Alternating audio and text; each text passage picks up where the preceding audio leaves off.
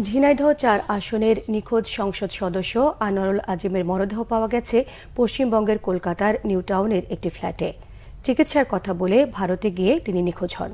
স্বরাষ্ট্রমন্ত্রী আসাদুজ্জামান খান জানিয়েছেন, আনোয়ারুল আজিমকে পরিকল্পিতভাবে হত্যা করা হয়েছে। খুনের ঘটনায় ৩ জনকে গ্রেফতার করেছে বাংলাদেশি পুলিশ।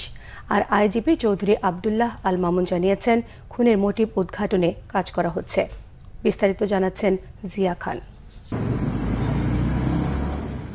বুধবার সকালে কলকাতার নিউ টাউন এলাকার সঞ্জীভা গার্ডেনের একটি ফ্ল্যাট থেকে নিখোঁজ সংসদ সদস্য আনোয়ারুল আজিমের খণ্ডিত মরদেহ উদ্ধার করে কলকাতা পুলিশ।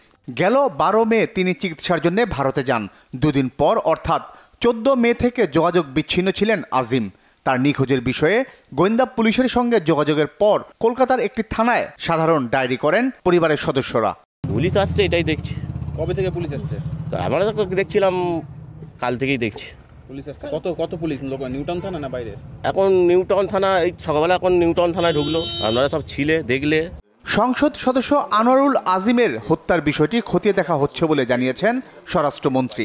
কলকাতার এক বাসায় তাকে পরিকল্পিতভাবে খুন করা হয়েছে এবং এই খুনের মোটিভ কারা কারা খুন করেছিলেন এই সব তথ্যই আমাদের ভারতীয় পুলিশ কাজ করছে, আমাদের পুলিশও কাজ করছে। ভারতীয় পুলিশ আমাদেরকে দিয়েছিলেন, সেই তথ্য অনুযায়ী আমাদের পুলিশ, বাংলাদেশের পুলিশ, তাদের মধ্যে থেকে আমরা ৩ জন অপরাধীকে আমাদের পুলিশ ধরেছেন এবং তাদের জিজ্ঞাসাবাদ চলছে, তদন্ত চলছে।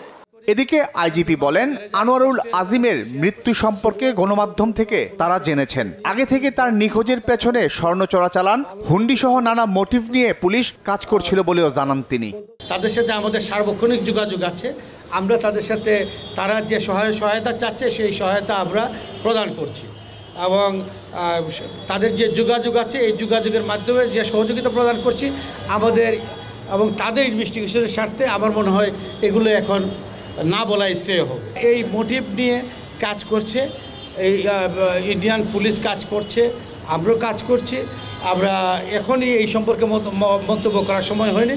৩ বারের সংসদ সদস্য ছিলেন আওয়ামী লীগ নেতা আনোয়ারুল আজিম।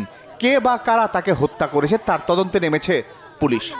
জিয়া খান, বাংলা ভিশন, ঢাকা।